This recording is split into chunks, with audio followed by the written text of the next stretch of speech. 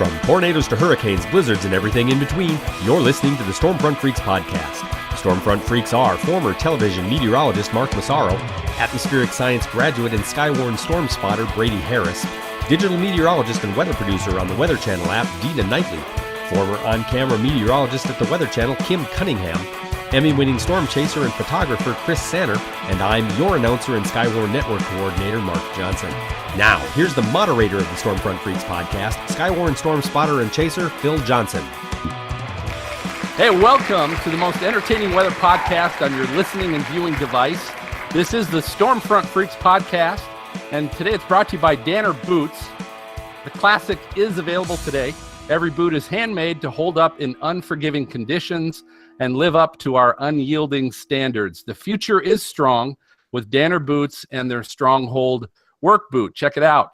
If you are a first-time listener, thanks for checking us out. Be sure to go to stormfrontfreaks.com and check out the previous library of all the other shows that we've had and the famous guests from the weather industry.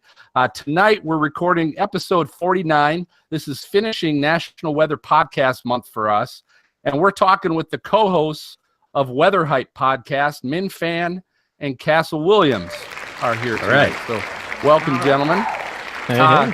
We will also be discussing the future use of images and video in severe weather communication. And stick around, as we're not short of weather fools this week. And we usually have some WX resources, although I know there have been times that we've come up short on that. But hopefully tonight won't be the night. So what are you saying? It was a group effort. That's all I'm saying. It is. I mentioned earlier, it is National Weather Podcast Month. We now have a web page. So if you go to weatherpodcastmonth.com, we also have social media accounts. Just go ahead, Twitter, Facebook. I think there's even Instagram. Just search Weather Podcast Month and you can find those. Be sure to bookmark the website for the special schedule of shows that are still going on for the rest of March. And all the other information from the 9 participating podcasts, including us. There have also been some great crossover shows recently, and hopefully we're going to be adding another one of those tonight as well. But as always, best way to introduce our team of co-hosts is by celebrating the fact that it's always happy hour when we record. So we're going to find out what everybody's drinking tonight.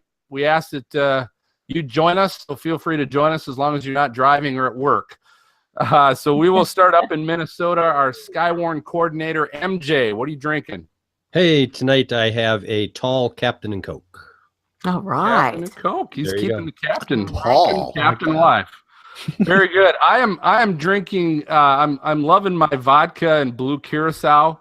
Normally I have it with my famed Mountain Dew or Diet Mountain Dew. Tonight it's just with a splash of Sprite. But that's enough. It's a blue drink. Yeah, that's good. You don't need any more Sprite. Maz, our former TV meteorologist in Cincinnati. What are you drinking, Maz? Yeah, well, it's not so happy hour because I realized I left it upstairs. So I have the cap. Just mute yourself and go up and get it, man. We'll Fine then. Okay. I think you're better off without that beer anyway. All right. True. All right, Kim, as our former Weather Channel meteorologist in Atlanta, what are you drinking tonight, Kim? I'm drinking an IPA, and this is the Lagunitas. This is just a regular IPA out of California, and it's very tasty. And I have my new Metallica pint glass that I'm drinking it out of. So Very nice. Did you go to a concert and get that, or what? yeah, I have been to a couple Metallica concerts. Oh, I'm sure you have, but did you go to one Yes, recently? I did not get that. No, I did not get there. All right. Okay. Very good. And then I always ask our co-hosts that we don't have a green room because we do this all online, but if we had a green room, we'd have it stocked. And so I always tell our co-hosts, bring something to drink. I don't care what it is. So, Mihn, I'll start with you. What are you drinking tonight? I am drinking a People's Porter. It's from Foothills Brewing in Winston-Salem, North Carolina. I'm a big porter stout kind of guy, dark beers. So. Like my husband. Okay. Yeah, so just enjoying this for tonight. Dark, but good for you. Good for you. All right, Castle. Good stuff. Can you meet that? What are you drinking? I'm drinking the wonderful Snapple. Beautiful. Beautiful. You can find them at any grocery store. What does the cap say on the Snapple? It says, most elephants weigh less than the tongue of a blue whale. There you go. Since Oh my 1992. God, are you kidding Wow. me? Strange facts. Yeah, that's a good one. Well, on Okay. that note, that actually is good, Castle. I'm impressed. You brought more respect back with your cat. I thought Hey, he'd be drinking a Newcastle. But let's get to our guest. Kim, go ahead and introduce okay. our guys. I would love to. All right. So we have Mihn Phan and Castle Williams, and they are the owners of the Weather Hype podcast. And it's a podcast started by these guys. They're besties. They love weather and its connections to people every single day. Now, Mihn has received his master's degree in geography from East Carolina University, and that was in 2017. Also has a Bachelor of Science in Geography with a certificate in atmospheric science from UGA, University of Georgia. And Mihn's master thesis focuses on mobile weather applications on smartphone devices and understanding how people interpret, perceive, and utilize this information on a daily basis. Mihn has worked with many different organizations, including National Weather Service, to develop infographics and visuals for the enhancement of National Weather Service digital media communication. He also has worked with the Federal Emergency Management Agency and with the National Park Service and Emergency Management and Climate Change Communications. And we have Castle Williams. Currently, Castle is a second-year PhD student in the Department of Geography at the University of Georgia. He holds both a Bachelor of Science and Master's degree in Geography with an emphasis and certificate in the atmospheric sciences, as well as a Bachelor of Science degree in psychology from UGA as well. His overall research interests include examining how we communicate weather terminology and hazards to the public, as well as weather-related decision-making and the societal impacts of weather. So both you guys, my hat off to you guys on all the schooling. But, my question was, when I read all this, was, well, what came first? Was it the friendship between you guys or the love of this, or did it all kind of come together one day? I guess if I'm speaking for you two, Castle, I think it was weird when we were both at UGA together doing undergrad. We didn't really talk to each other very much until senior year. We all have both our own stories as to how we got involved into meteorology. My story is with Hurricane Floyd that was threatening in 1999. I was living in Savannah, so we evacuated, and that's what got me into weather. And I've always loved news journalism and reporting. So I went to UGA with the idea of going into TV, and then that kind of changed along the lines of doing research with our advisors and doing research together, Castle and I, to kind of opening up that world of, we can do research into meteorology, but also do stuff focused on social science. We had this one research project where we were looking at Facebook and how Facebook helped to track the trajectory of debris from the 2011 super outbreak of tornadoes. And that's what really got me into the social science aspect of, it's not just about the, data assimilation, the atmosphere, the dynamics of all that. That's all important, but there's so much other ways that you can contribute to our community in research. And that's what really spurred our interest in this type of field. And Castle, anything to add to that? No, I would agree. I think the first time we really started getting a lot closer was with the project that we did with Dr. Grunstein about, he's a professor, Dr. Andrew Grunstein, on extreme temperatures and how that affects athletes. So I think that was the big major area of kind of focus where that kind of pushed us together. And then we realized that we have a lot of the same interests, and then we kind of clicked as friends. And so ever since then, we've been doing a lot of stuff together, and it's been fantastic. So what prompted you guys to do the podcast? I think, at the time, podcasts for me, I'd always heard about them, but the podcast that really got me into podcasting in general was probably Serial from NPR. And so listening to that and the way they told the story really captivated me. And around the time of AMS in 2016 in New Orleans, I was talking to a lot of people, and there seemed to be an interest for having a weather podcast. I know Weather Brains was out, and I think Weather Junkies had started recently, right before that year of AMS. Castle and I kind of talked and said, we can totally fill a gap in that area of podcasting, but also do our own little thing with weather and social science, but also do it in a really casual way where we're kind of having a conversation with each other, but also sharing great knowledge and information to listeners who may be willing to listen to us talk about random things sometimes too. Yeah, that's always fun. Yeah. Yeah, I think Always I fun. think for me it was a lot about access and how a lot of people don't have access to these scholarly journals or all this information that we're kind of putting out into the weather world. And so I think for me, I wanted to, like Min said, tell a story, but to be able to reach other people and to be able to kind of convey and show people why social science is so important, but in a way that they can understand. Plus, we started it after we had graduated, and so we wanted to be able to stay connected, and so we would have these like 4-hour phone conversations anyway. So we said that it seemed like we were already doing a podcast without recording it, so we might as well record it and have other people listen. Uh-huh. So I'm sorry, go ahead, Phil. Well, I was just gonna say, so maybe tell us if I'm a new listener and I were to tune into Weather Hype, what can I expect to hear? So I think for Castle and I, the idea of social science, right? People like say that all the time within the weather world, like social scientists, social science people, disciplines, but people know what that entails. And so, with backgrounds in communication, psychology, geography, we can really pinpoint down what that actually means. And then we try to bring things that are relevant to people on a day-to-day basis, as Kim was saying in the intro. So episode that we released last week for National Weather Podcast Month is talking about the idea of weather modification, right? So changing the weather, that's probably an idea that people think, or maybe even a misconception people have, that meteorologists can alter and change the weather. And to some degree, we can by doing cloud seeding. Well, the discussion, the cloud seeding then leads to the idea of chemtrails, and then that leads to other crazy conspiracy theories. So these are topics that people talk about every single day, whether you're a weather enthusiast or you're just, some random person who wants to, talk about that stuff. So when you tune into Weather Hype, we're taking these stories and we're talking about things that hopefully can apply to everybody.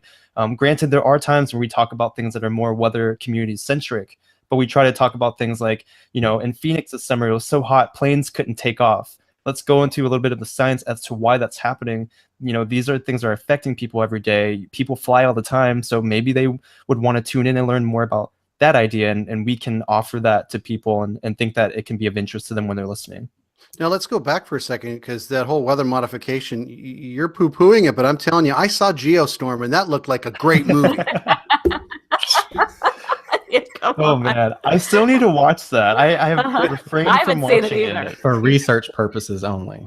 Yeah. That's right. You got to be drinking while you're watching it. It's one of those movies. Like, that could totally happen, Well, I remember at the Weather Channel, we had a lot of people out in front of the Weather Channel, with signs that were concerned about the chemtrails. I mean, they were out in front of the Weather Channel and they had their signs up there saying they were worried about chemtrails and poisoning, the world with this. So, I mean, there are definitely those theories out there. But anyway, that was interesting. But tell us a little bit about, I was interested about FEMA. What kind of work did you guys do for FEMA?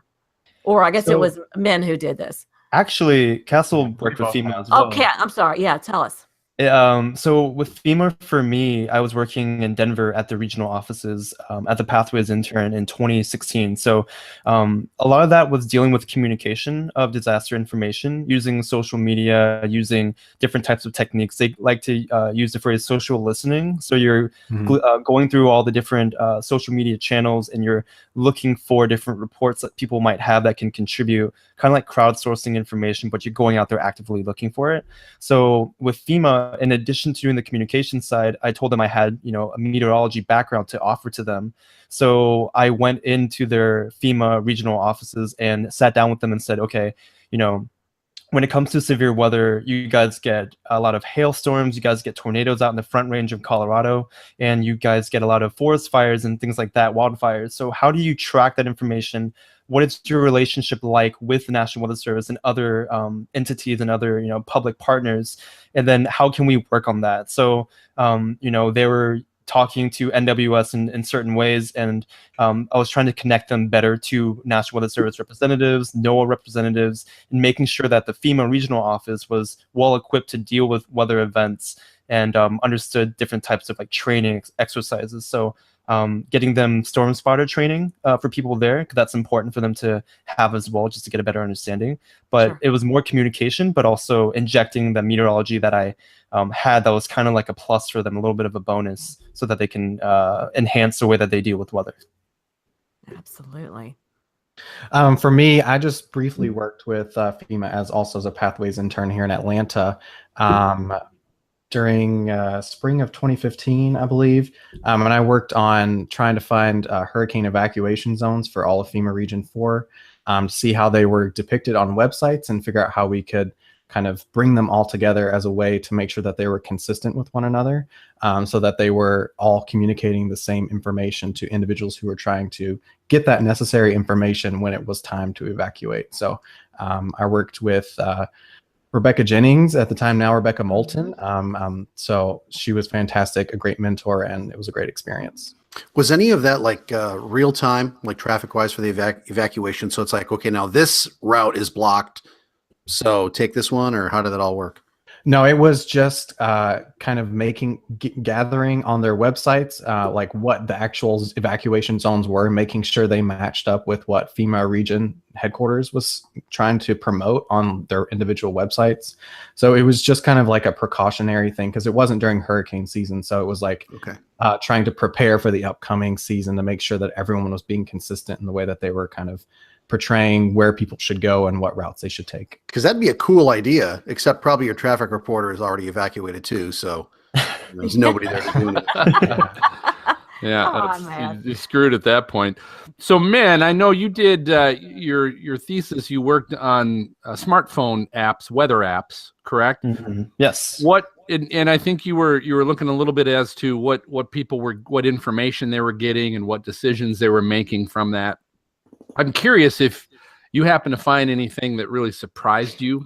I'm trying to think, and honestly, there wasn't any like big surprises other than the fact that, so the point of me doing that for my thesis was, again, I love weather and communication.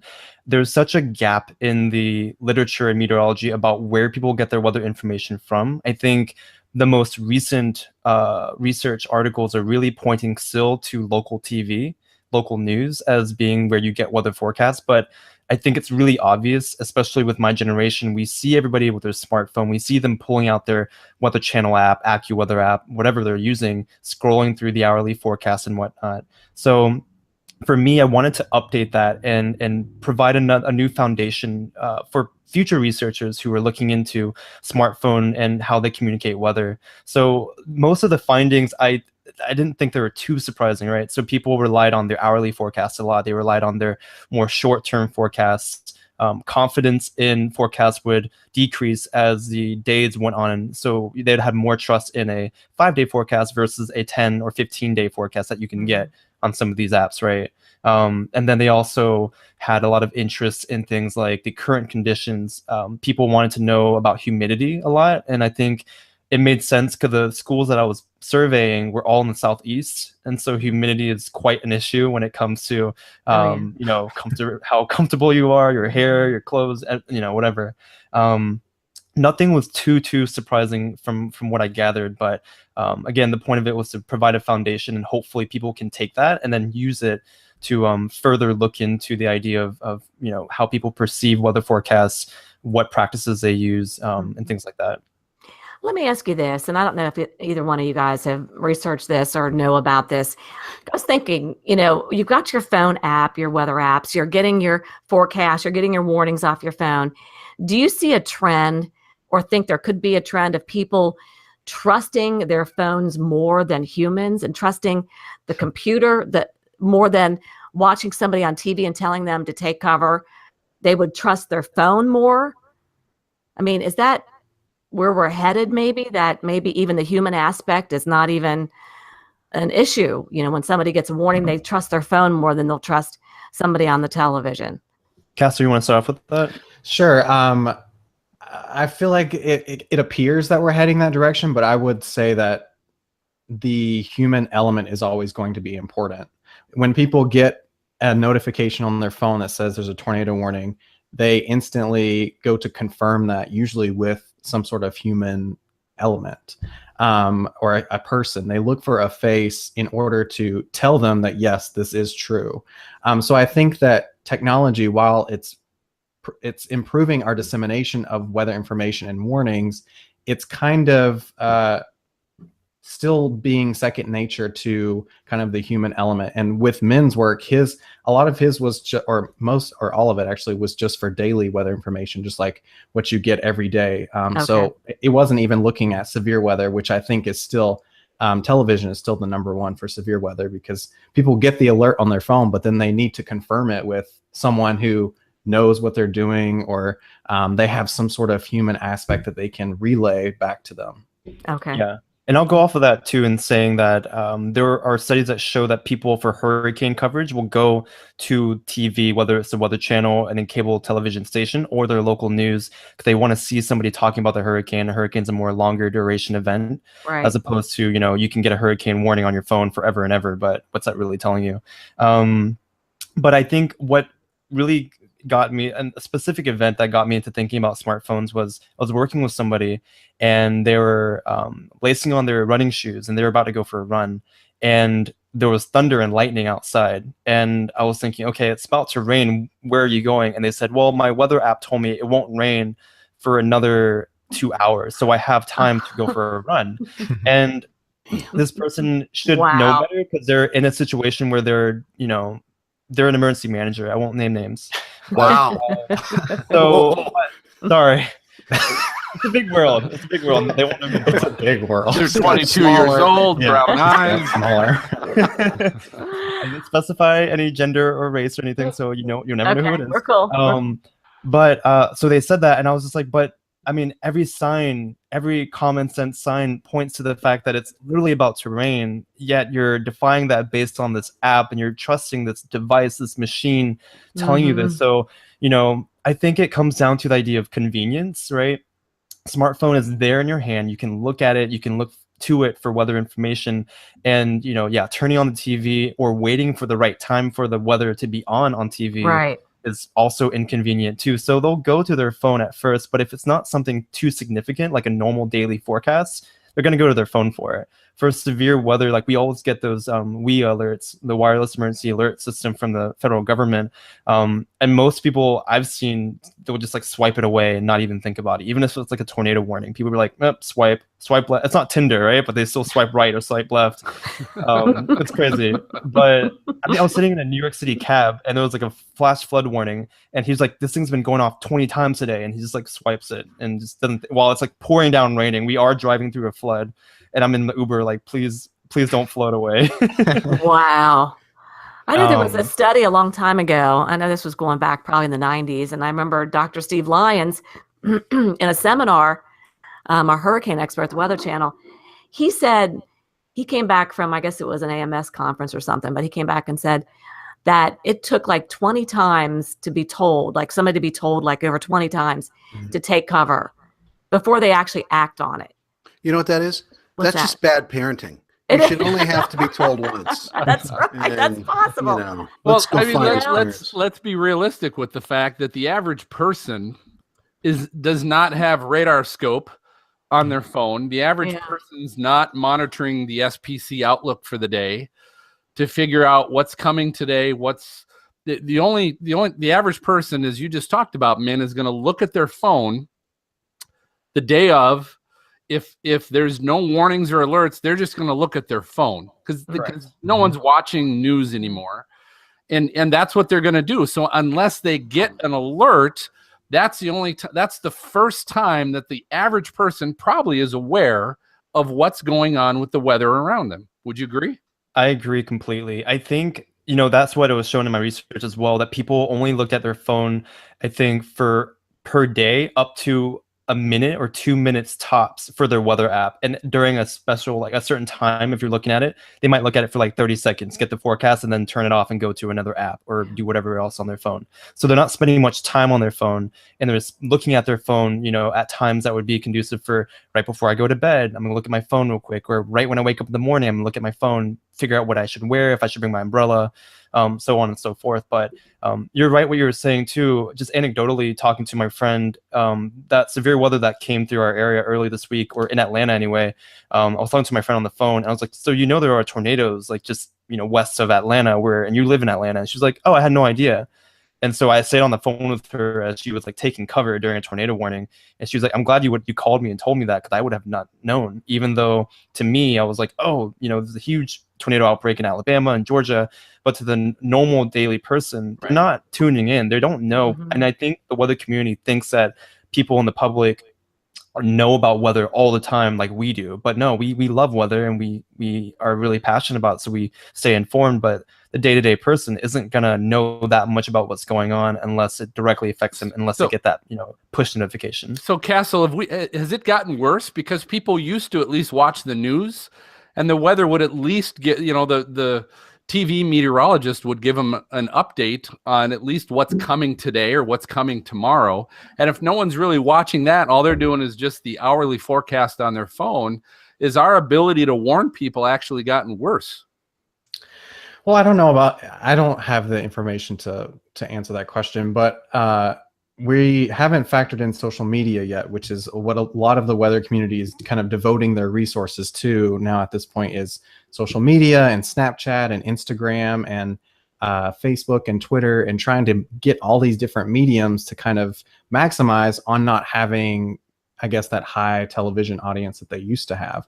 Yeah. But if we think about it, like even on television, I don't know like the statistics, but there's like, you get like 8 minutes or something in order to tell them. So even then, that wasn't a lot of time. So I think what we're having to do is warn people in other ways, which involves Twitter and Facebook and Instagram and Snapchat. So I think that there are other ways. The warning process is different now. I guess that's how I'll say it. And so it's hard. I don't have the evidence to say yay or nay that it's worse warning people now, but I think there is a lot going on. There's a lot of noise around. So I think that there's definitely the possibility that it's kind of getting left behind a bit. Do we need a new app where if like that guy swipes, after like 4 times and it's coming towards him, the app geo positions where he is and says, okay, no, seriously, Bob, you need to take cover now. I didn't get the seriously one. Then I would have, is it getting to the point where there's just so much of that noise? We're like, whatever. Or, Mihn, you were like the buddy system. Think about that for a second, where I don't know, maybe that's another part of social media where if something happens, you call Robin, are you taking shelter? Well, yeah, I didn't take shelter because Mihn didn't call me. That could be a new National Weather Service slogan, like "Oh gosh, storm comes, get a buddy," or so. You got to rhyme it, obviously. That's right. I don't have my rhyme and flow going right now. What rhymes with buddy? I can't think of it right now. Hey, they have the buddy system in extreme heat alerts, so. Oh, that's true. Who does? Yeah, but who uses it? I mean, like elderly population. You check on the elderly. They tell you go check on your friends and elderly. I'll be there. Bud Light commercials. Right. So Castle, I want to know what's your, I know you're working on your thesis right now, correct? Your doctoral? My dissertation, yeah. Your dissertation. So what is that about, and what are you hoping to find from it? Sure. So I'm trying to figure out this word that we use often in the weather enterprise called consistency, and what it means for us to be consistent in our weather messaging.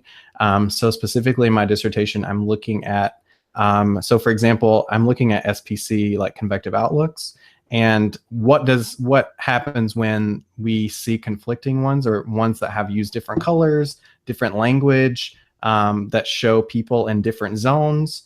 So what does that make a difference when we're trying to communicate weather information? We have numerous discussions and arguments and back and forths about, we're not using the same colors as SPC, but that's okay, because we know the local area better, so we can kind of maneuver it to what we want.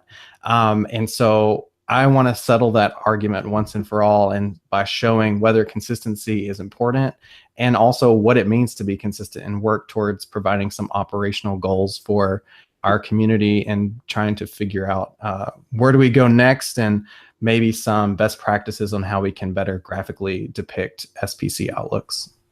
That's awesome. I know people went crazy when we changed the color tables on the radar. I mean, they get used to that, or it's something consistent, something they recognize, and then you change it up on them, or somebody's showing something different, and it makes them anxious. So I applaud what you're doing. I definitely need it. It's needed for sure. But how do you improve advancement? So you're trying to get better. How do you, if your focus is consistency, that kind of is against change for the better. Correct? I mean, it depends on how you define consistency. So how would you define consistency? Similar, same. Okay. So if it's in messaging, it would be similar messaging, word verbiage, colors, how it's reported, where it's reported. I would have changed that, see, because there's an app I use here in town, Fox 19, and and I'll tell you, they're very good at what they do, because each meteorologist has a 1-minute video recording, and of course it's sponsored, so the station's making money too, but where they put a little something out, like something like you would do in a normal television tease, how much snow are we going to get at tonight, 11, one of those type of things, only they're doing it with the video. And it'll come up, and if it grabs my attention, I'm like, oh, you know what? I'm going to watch that one. It's only a minute long. And consistency for me is that they're always consistently doing that. I can count on them to have the whatever the update is, if they have the updated information. So that's the way I looked at consistency. Gotcha. Was my mic on? So there's two, I guess if we think about your definition, there's two different ones then. Consistently updating. So am I getting it on a regular basis? Whereas the consistency that I'm thinking about is, how are we depicting our message, or how are we communicating our message? Is it similar, as in we have kind of like a guidance for using same colors, same language that SPC uses? But some people define consistency in our community as being exactly the same, identical. But then that starts to ask questions about, how do we integrate creativity into that, and is our audience going to get bored after seeing the same exact thing over and over and over? So I think there are lots of questions that go into consistency, and I can see your argument, Phil, but I would argue also that if we continue on the path that we're going to kind of split, with people continuing to use different ways of depicting our message and others staying similar. So I think it's kind of, we're at this crossroads where we have to kind of define as a community, what does consistency mean if we're going to continue using it, as we're promoting that we have a consistent message, until we figure out what that means and kind of set some best practices for how we can uphold that in our community. We're going to kind of divulge, and people are going to continue communicating with different words, different language. And I don't have evidence for it, but I feel like that probably causes confusion. And I agree that's where I think the challenge is, not that consistency isn't important, but I think that becomes the challenge, really becomes the challenge of going, okay, we want to advance and move forward, right? But how can we do that and keep as much consistency as possible? And if we have to sacrifice some aspect of our consistency, what is it going to be for advancement? So is colors more important than verbiage? Is how often it's delivered more important than a specific time of the day it's delivered? Or it's trying to figure out, okay, well, what are we going to sacrifice because we got to get better? We got to do something new. Sure. So quickly, I'll address that a bit. So in my dissertation, I'm isolating kind of the different things that you just said. I'm not doing how frequently they receive a message, but I'm isolating colors. I'm isolating verbiage. I'm isolating if their geographic spatial risk is depicted differently. And like if one area I'm an orange and one area I'm a yellow, and how that changes things. So what I'm doing is trying to isolate these things to figure out where are the places that we need to fight for best practices, and where are there areas where we could kind of let it go a bit. Cool. We don't have, I don't think we have the power to, but if we did, I think you've just proven yourself. We're going to call you Dr. Castle right now.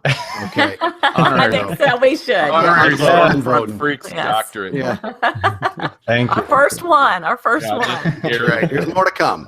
Don't put it on your resume. That's all I'll say. Man. Come on. Hey, we'll keep talking about this more in our discussion, but I do want to ask you guys, Castle and Mihn, first off, how can listeners find Weather Hype? Should we do our little spiel, Castle? Yeah, go. For it. All right. You can find us in a variety of places, including facebook.com/weatherhype or weatherhypepodcast.com. You can also find us on Twitter using @weatherhype. Good. Okay, I was worried you didn't have your script in front of you, Castle, but good job. Well, I almost said the website, but I was like, Nice. that's Mihn's thing. I forgot. He's been drinking. Yeah. And then individually, Castle, individually, how can listeners find you on social media? You can find me at WXCastle On Twitter? on Twitter. Yeah. Okay, how about you, Min? And WXMin, MINH on Twitter as well. Cool. All right, folks, it is time for lightning round. This is our game show of brilliant questions for our guests. We always invite everyone to play along, including you. This will be a little more difficult tonight because tonight we're playing the newlywed game.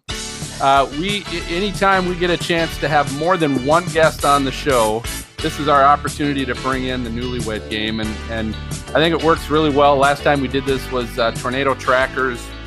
It was 3 guys that always chased together, and it was kind of a strange love triangle we had going on there. But tonight, we just got the 2 of Min and Castle, and so I have sent them questions to answer and to return back to me. So these are all previously answered things, so no one has to go into a silent room while we ask one of you questions, all that stuff. We've already taken care of that. So Min, I'm going to start with you. Great. You get to start us off. You better get one right. Let's or take else. another drink real quick.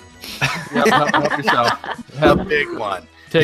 Chug it down. Okay, so here's the question, Min, to you. First question: who is most likely to sing in the shower? You or Castle? What did you say? I said me. You said I'm you. more likely. Okay. And Castle, do you remember what you said? Yes, I said Minh also. You said Min as well. All right. Yeah. 1 for 1. Yes. I'll throw 10 points to you guys on that. Good job. Well done. All right, and this is a bonus question then that kind of goes along with that, Min. If Castle were to sing in the shower, what song would he most likely sing? Remember Oh what you man. I said I knew the singer. I said it would probably be a song by Ariana Grande. Oh, Correct. I don't know if you agree with that.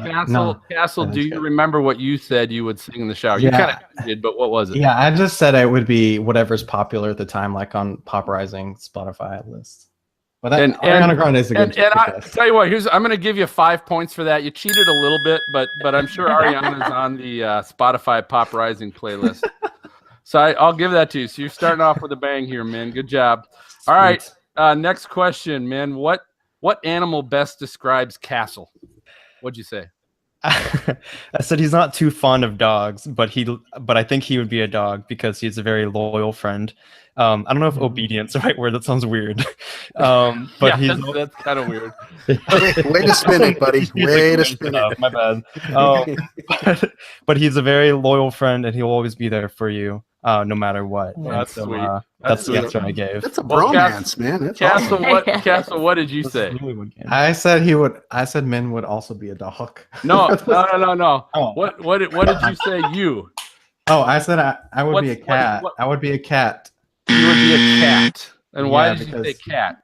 because I am kind of. It takes me a while to warm up to people, and so I like to be on my own, and so I figured that would be more like a cat because they do what they want, but when they want to be loved, they find someone for that. All right. Well, unfortunately, cats and Uh-huh. dogs. I'm not going to give you any points for those. You guys ever watch? There was a cartoon called Cat Dog. Cat It was the Dog. same animal. Yeah. Yes, it's Yeah. right. That's there. right. So I think we get 5 Stormfront points. Freak. Come on. Doesn't work here. All right. Question number 4, Min. Castle's favorite junk food. What did you say you thought Castle's favorite junk food was? Did I say saltwater taffy? You did say saltwater taffy. You did. He And- used to and- eat Mike and Ike's all the time, but he said he recently stopped. Hey, just one answer, man. Just one. Sorry. He recently got off the Mike and Ike That was wagon, going well. and now he's on the saltwater taffy wagon. Well, Castle, what is your favorite junk food?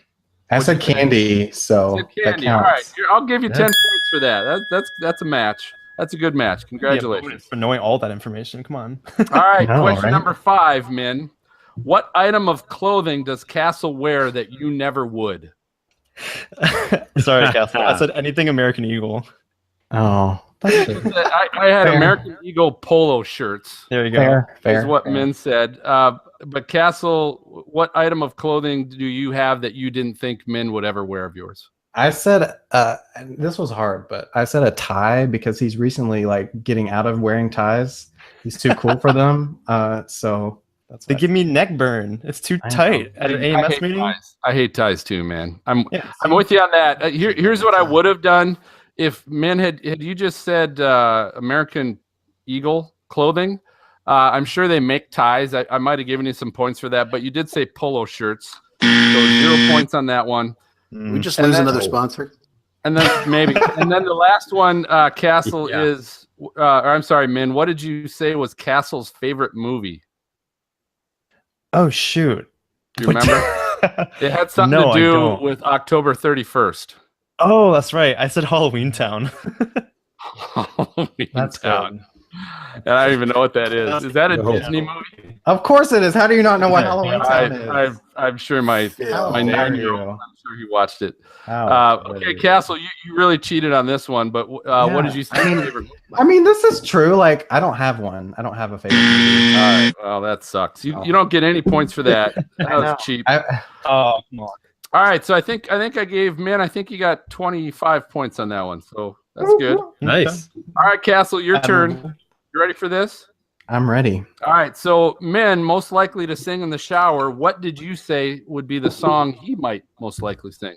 I cheated again and said that it was something that was popular at the time or on the Pop Rising playlist. The Spotify Pop Rising play. There's just something that tells me you listen to that a lot. We do. There's something. We both do. I don't know what it is. No, Castle, I was talking to you specifically on that, but well, we both do. All right, Mihn, what did you say you would most likely be singing in the shower? And said probably something by Shawn Mendes, which he has been on the Pop Rising playlist. All right, so okay, so I'll go back and give you guys 5 points for that. That was somewhat of a match, a little bit of a cheat. Okay, Castle, what animal did you say best describes Mihn? I also said he was a dog. And why did you say dog? Because he most of the same reasons he said, but he's just like very warm person. He'll go up to anyone and talk to them. He's just always like he's super loyal and just a great friend. Okay.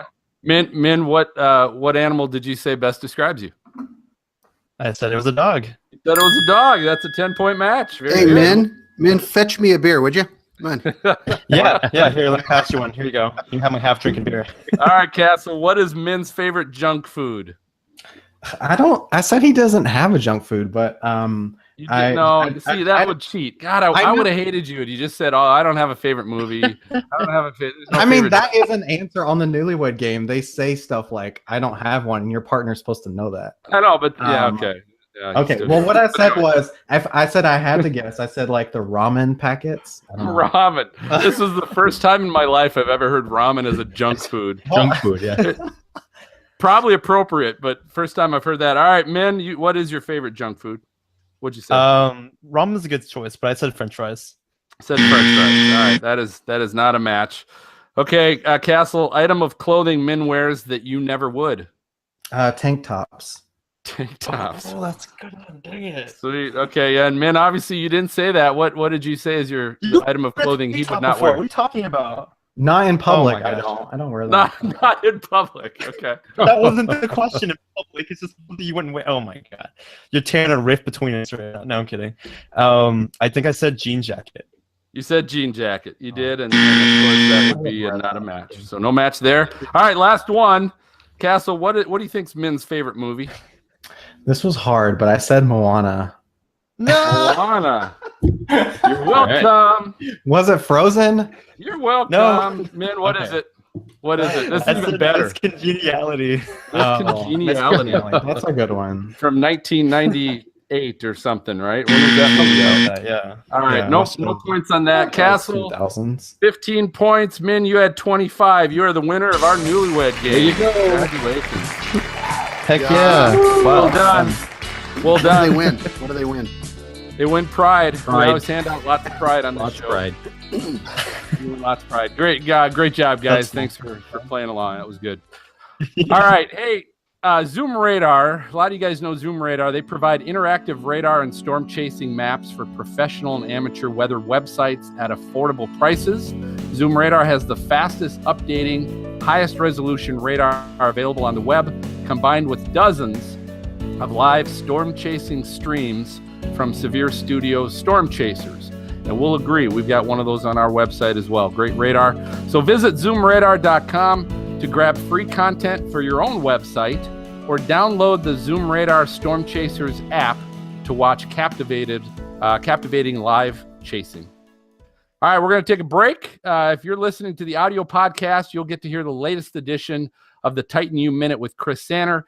But stay right here. We'll be back to discuss the future use of images and video in severe weather communication, and if video killed the radio star.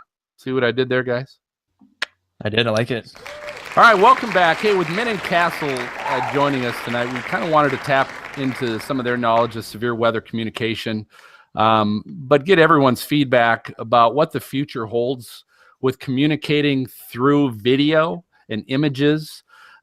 Things like trying to communicate the risk of severe weather, or the danger of severe weather, and how can we use video and or images to better get people to react and to act. We talked a little bit about that with the cell phones, and how do we get people to react, especially if visually they're swiping off their notifications on their cell phone.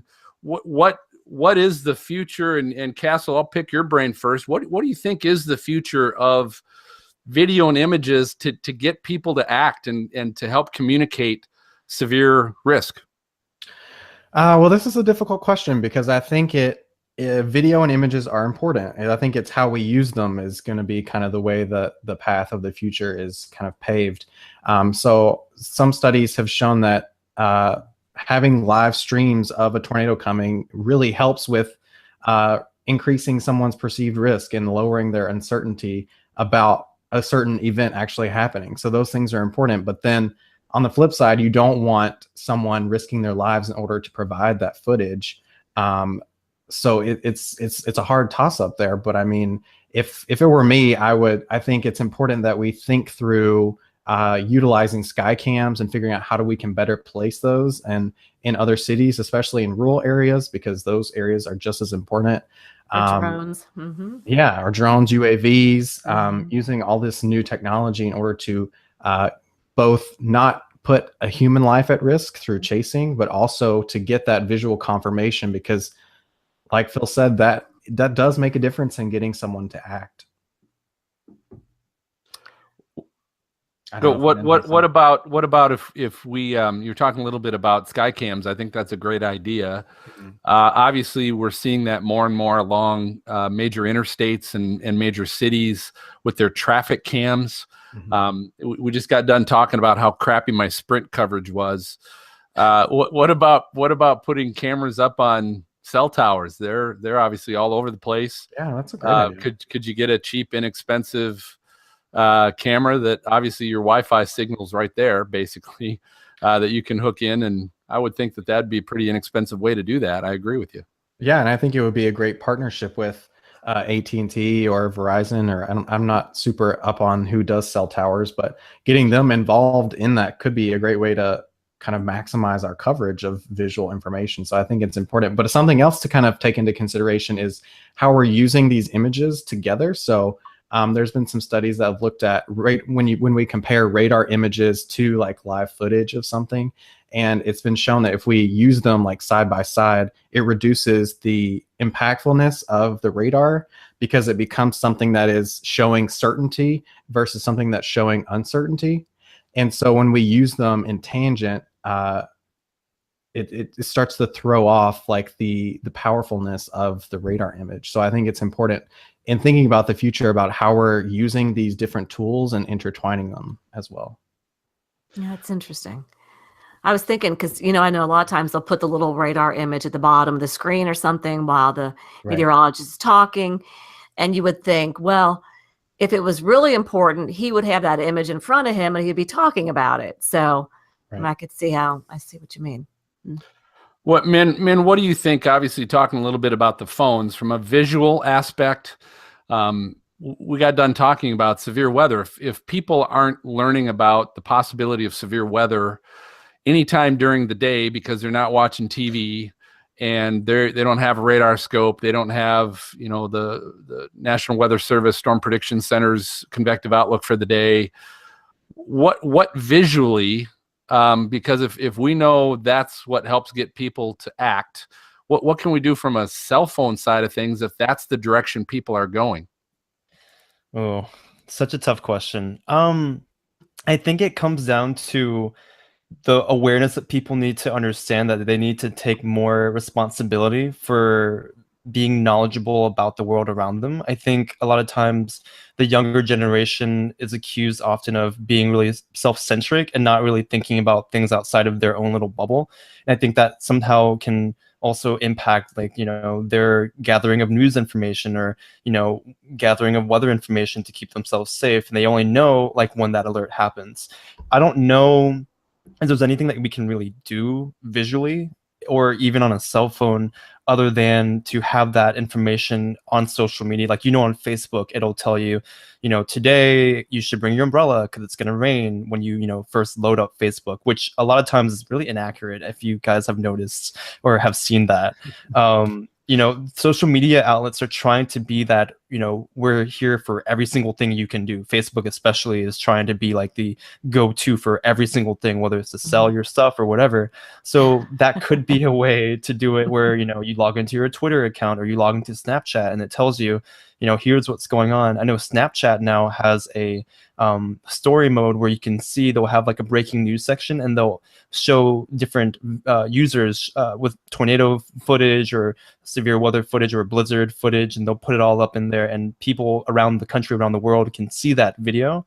So that's another way that they're staying informed. But for severe weather, immediate things that are impacting them, I'm not sure what would change or what could change unless they just take more responsibility and look at the weather forecast for, you know, ahead of time to know that there might be severe weather that day. Aren't we at a point though, Maz, don't you think we're at a point to where it's hard to expect people to take to say that? I mean, I think that's an answer to, that's an answer to a lot of crap, right? Yeah. But aren't we past that point that we're in a day and age with cell phones and everything else that people want to be catered to? Mm-hmm. They don't want to take responsibility. Maybe do you think the responsibility somehow has got to fall back on the social media companies? Or Maz, you were talking about the app that you, is there maybe the responsibility's got to, well, it's not responsibility, but the action has to be taken there. Yes. Right. And I think I was just thinking about this. Not every station, I don't want to say has the ability, but right now offers the ability to go live on your phone.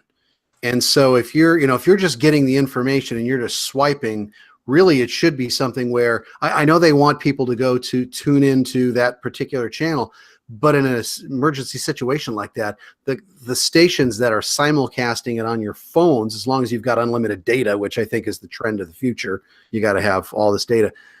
Now you're going to have somebody there telling you, here's this. Now I know it's a small screen, but that's the ability to use both the technology and to take you right there, because I'm not home. I wish I were in front of my TV, but now I have the ability to be in front of my TV. And so they could actually utilize both at the same time. I think the stations that really want to be in the future, they have to have that live version as part of their app, or at least during severe weather, have it offered, because they could promo the heck out of that. And because that's what stations are. Yeah, we want to serve the community, but they want to make money.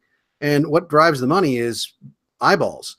So, you know, if they can get people there on there nonstop, there's a ton of stuff they can do to still make money, but they're doing a huge service for the community then.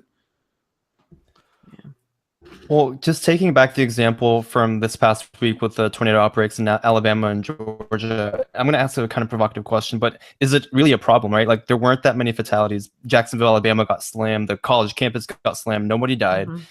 South of Atlanta, with Fairburn, I think, that got hit, and a bunch of homes were destroyed, but nobody died either. Is it a problem necessarily that people may not know of severe weather until it's about to bear down on them, until they get that alert? That's a great question. I was thinking the same thing, man, and wondering if it has to have gotten better, I would think, overall. I mean, going back 50 years ago, just because of social media and the other ways of getting this information. I can't help but think it's gotten better, but I think that's a great question. And I imagine there's a study out there somewhere, or there should be anyway, if you're going to work on your doctorate. Maybe that's something, your thesis, that sounds like something good you should do. Dissertation. Yeah. Dissertation. Sorry. Yes. Excuse me. That was for you, Castle. Yeah. Great.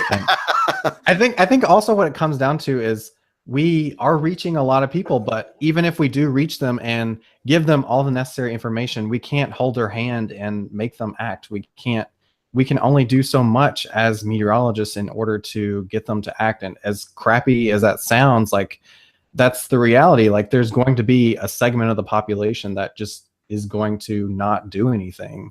It's just like when we think about who yells the loudest on Twitter, that's always like this really small percentage of people. So we can't always take that as what is kind of the ideas surrounding the public. But I mean, for like the large part, like, people are listening to us, they're acting. And I think that if we're going for that gold standard of 100%, we're always going to come up short. So I think it's important that we keep doing amazing things like we're doing, but we can't kind of hurt ourselves or look down on ourselves for not reaching every single person or holding every single person's hand to act.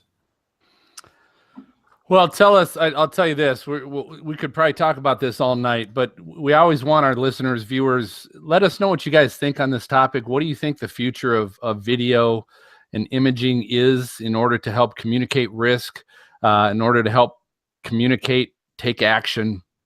Where do you guys see this going? You can always let us know. You can email at questions@stormfrontfreaks.com, or you can find us on Twitter or Facebook and tag us your thoughts so we can go ahead and actually share that on our next show. Hey, Severe Weather Center has the severe weather professional covered from the air and ground. By employing only FAA certified and licensed remote pilots with extensive chasing experience, critical live video from UAS drones can be delivered from a storm direct to media clients when time is precious. Contact Severe Weather Center at their website. It's at severeweathercenter.com, or by telephone at 866-535-8760. And don't worry, their severe weather outfitter hasn't gone anywhere. Weather Pro Shop is still doing what they do best. From spotter supplies and apparel to educational materials and training guides, get what you need at weatherproshop.com. Hey, we're going to take our final break. You can refill your drink, because I will. And when we come back, it's time to share our WX resources, and we're going to add more to the Hall of Weather Fools. Anyway, well, that just about does it for this episode of Stormfront Freaks Podcast. Thanks for listening and watching. Before I tell you about our next guest, if you enjoy our show, please do us a favor, leave us a great review on your podcast app. And don't forget to subscribe to the show by hitting your podcast app subscribe button. It works just like a magazine or newspaper subscription.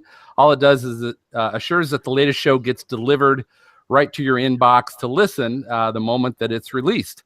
Special thanks to our guests tonight, Mihn and Castle. Gentlemen, thank you for joining us. We had a great time. Thanks for having us. Hey. Thank you. Yeah, it was a lot Thank of you. fun. Yeah, Great. so You guys are awesome. check out their podcast, Weather Hype. It's a great podcast that I listen to as well. Our next episode in 2 weeks, we'll be recording on April 5th with senior scientist at the NOAA National Severe Storms Laboratory. Harold Brooks is going to be awesome. Very cool. Oh, Great. Harold. So, looking forward to that. If you'd like to watch the recording live at 9 p.m. Eastern, 8 p.m. Central, just check out our YouTube channel by searching Stormfront Freaks. Hey, can we ask him if there's going to be hurricanes in an elevated area along the coast?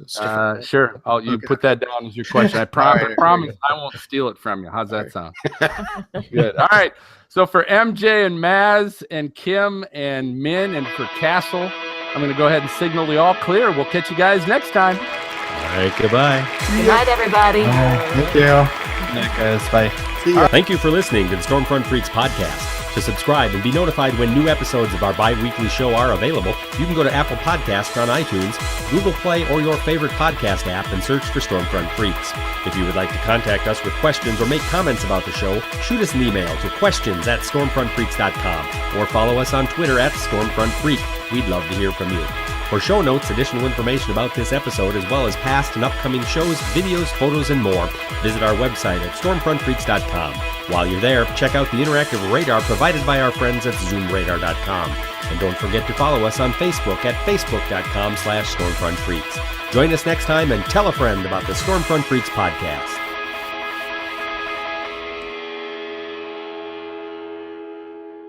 Who are you giggling with back there, Kim? My husband. Yeah, he's clowning around. Yeah, he was. He really was. You don't want to know. Running around naked. How do we do? Yeah. Oh, the thing's done off camera. Just like at the TV station. Yeah. Okay.